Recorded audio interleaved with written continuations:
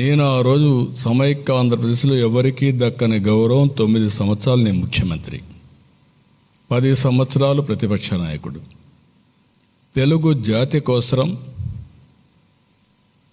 ఒక సంపద సృష్టించే కేంద్రం తయారు చేయాలని హైటెక్ సిటీతో ప్రారంభమై సైబరాబాద్, హైదరాబాద్ నిర్మాణానికి దోహదం చేశాం.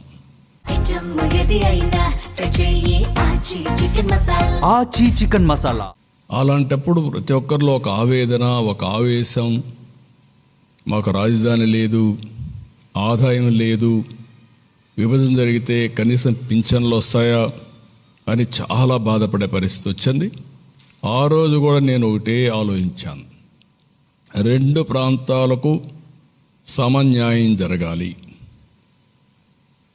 మీరు విభజిస్తే ఆంధ్రప్రదేశ్కి న్యాయం చేయండి, సమైక్యంగా పెడితే తెలంగాణను మెప్పించండి. ఇద్దరికి న్యాయం చేసి సమస్య పరిష్కారం చేయాలని ఆ రోజు చెప్పాం.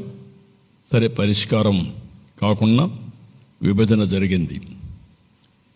ఆర్థిక కష్టాలు, రాజధాని లేదు, ఎక్కడ కూర్చోవాలన్నా తెలియదు, రాజధాని నిర్మాణం చేసుకోవాలి. యాక్ట్లో పోలవరం పెట్టారు. పోలవరం ఒక సంకల్పం, అప్పటికి అక్కడ ఏమీ లేదు. ఆ రోజు మీరు చూస్తే 7 మండలాలు, ముంపుకు గురయ్యే మండలాలు తెలంగాణలో పెట్టారు. నాకుండే అనుభవంతో ఆ రోజు నేను ఒకటే ఆలోచించాను, ఈ 7 మండలాలు ఆ పక్కనుంటే జూన్ 2వ తారీఖున 2 రాష్ట్రాలుగా విభజన జరిగితే ఇంకా ఇది అసాధ్యం.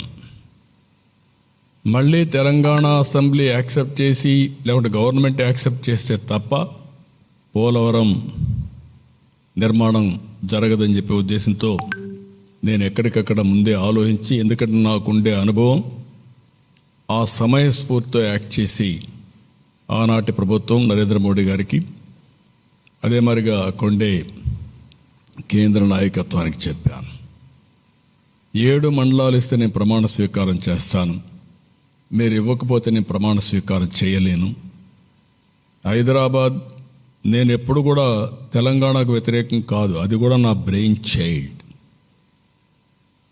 ఎందుకంటే నేను ఎప్పుడు కూడా తెలంగాణకు నష్టం జరగాలని కూడా ఆలోచించను. ఎందుకంటే 2 తెలుగుదేశం పార్టీ పెట్టిందే హైదరాబాద్లో, అనౌన్స్ చేసిందే ఎమ్మెల్యే క్వార్టర్స్లో, సంపద సృష్టించిందే.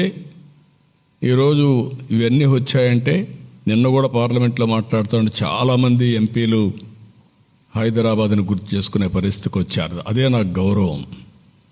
ఆ గౌరవాన్ని పోగొట్టుకునే పరిస్థితి ఎప్పుడు నేను తేను.